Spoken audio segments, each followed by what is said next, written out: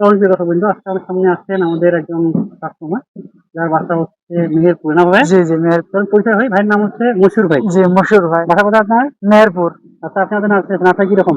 Nursery অনেক সুন্দর ভাই, ছবিতে যেভাবে চারা দেখছি সেভাবে একই চারা, কোনো এখানে প্রতারিত হওয়ার কোনো সুযোগ নাই।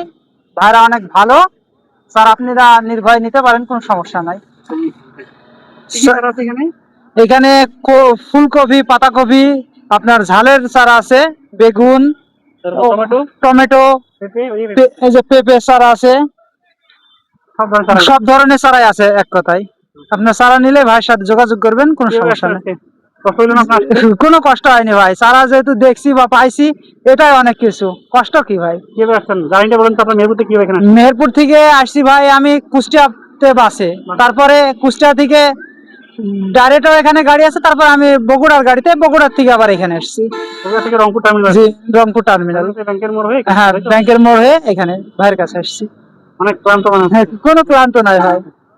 আচ্ছা, আমাদের ভাই অনেক ভালো ভাই, সুন্দর। আমরা আসলে দেখতে পাচ্ছি আমাদের কৃষকরা অক্লান্ত পরিশ্রম করে তারপরে এই হাতে মুখ নিয়ে খায়, এটা আমাদের পরম পাওয়া। বাংলাদেশের কৃষকরা কিন্তু অনেক ভালোই আসলে বন সমাজ শিখাবে, তাই না? যে আপনারা মনে করেন যে এই কষ্ট করে টাকা দিয়ে আজকে চারা কিনবেন না, জমি রেডি করে রাখছেন, দাম আল্লাহ জানে, কারণ এই মাঝখানে 2 মাস ফকির সাথে লড়াই করবেন, খুব বৃষ্টি হবে, রোদ হবে, হয়তো কিছু গাছ মারাও যেতে পারে, তাই না? অনেক কষ্ট করে কিনবেন, সার দিবেন, ওষুধ দিবেন, তারপর বাজারের দাম কি থাকে? দাম ভাই আমার দিকে থাকে, মোটামুটি থাকে, কোনোদিন কোনো বছরে 70-80 হাজার টাকা বিঘা হয়, 1 লাখও বিঘা হয়। খরচ আমাদের তুলনায় লাভ কম হয়। খরচ কিরকম হয় আপনার এই এক বিঘা? খরচ আমাদের 35-40 হাজার খরচ হয়ে যায়।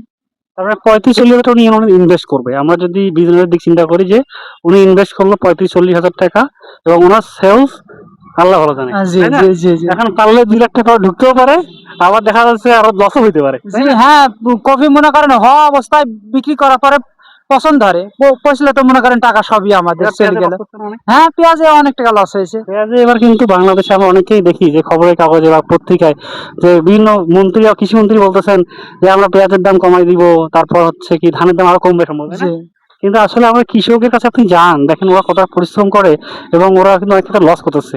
তাই যখন আপনার দাম নির্ধারণ করতেছেন, আপনি খেয়াল করবেন যে কৃষকের প্রোডাকশন খরচ কত, ওদের শ্রমের দাম কত, আলটিমেট যে এমআরপি কত হলে ওদের বিক্রিটা সুযোগ হয়। আমরা এখন ওই যে আমি কালকে ধান আমরা লাগাইছিলাম, ধান হয়তো আমাদের এখানে ধানের যে পরিমাণ শ্রম, যে পরিমাণ ঘাম, এর মূল্য আসলে কোনো দেওয়া সম্ভব না। কিন্তু তারপরে এমন একটা রেঞ্জ হওয়া দরকার প্রত্যেকটা সবজিরই, প্রত্যেক শস্যরই, তাই না? সেটা ধান হোক, ভুট্টা হোক, ফুলকপি, বাঁধাকপি হোক, যাতে মানুষ কৃষকের জন্য অ্যাটলিস্ট 20%-30% প্রফিট থাক, যাতে ওরাও ঠিকঠাক থাকে এবং তাদের কাজটা করে যেতে পারে। একই সাথে যে সকল মানুষ আমরা যারা ভোক্তা কিনবো তার জন্য কিনে একটা ভালো রেঞ্জে নিতে পারি। 2 জায়গাতে একটু স্বয়ংসম্পূর্ণ রাখা দরকার। দর্শকবৃন্দ, ভাইকে অনেক ধন্যবাদ জানিয়ে শেষ করছি। আবার দেখা হবে নতুন একটা। আচ্ছা ঠিক আছে। ওয়ালাইকুম আসসালাম।